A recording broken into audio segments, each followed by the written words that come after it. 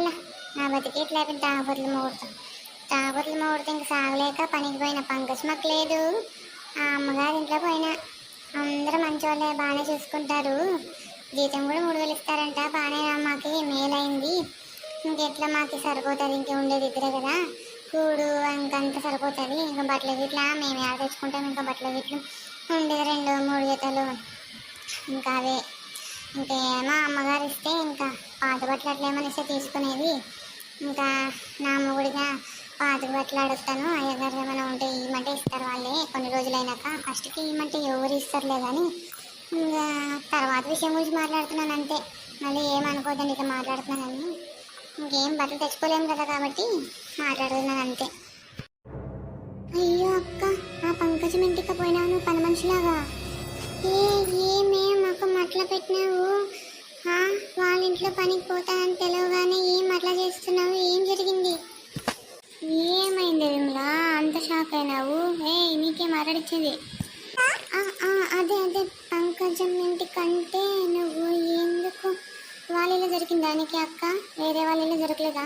మా ఊళ్ళో ఎంత పెద్ద పెద్ద ఇల్లులు కట్టించుకొని ఎంతమంది ఉన్నారు, పోయి అడిగితే అయిపోయి కదా, వాళ్ళ ఇల్లు దొరికింది దానికి.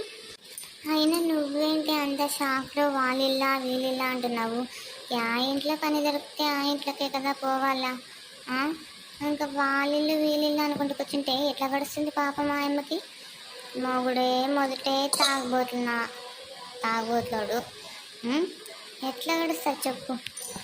అసలు ఏం జరిగింది విమలా, అది మాట చెప్పు నువ్వు ఫస్ట్ నాకు.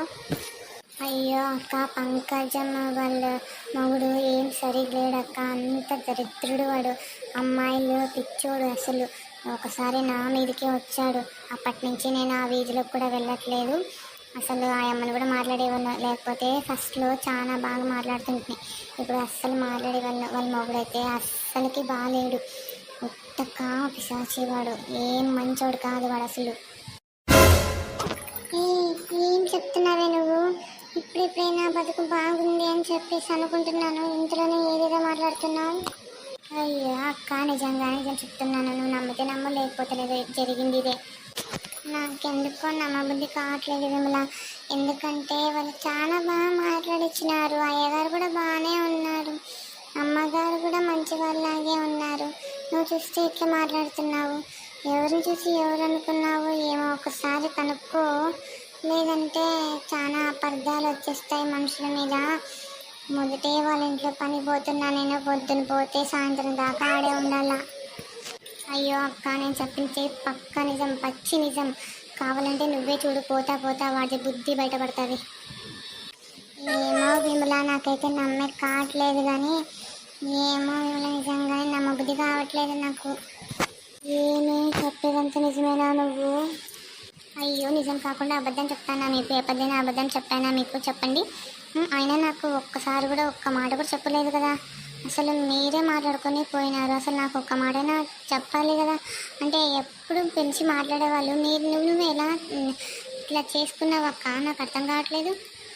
ఏం లేదే, కష్టాల్లో ఉన్నావంటే నేనే ఆ ఇల్లు చెప్పిన. ఎందుకంటే ఉండేది ఆ ఇంట్లో ఒకే కదా, పని మనిషి కావాలని అన్నారు, ఇంకందుకే చెప్పిన. అంతేగాని పాపం తనకేం తెలీదు.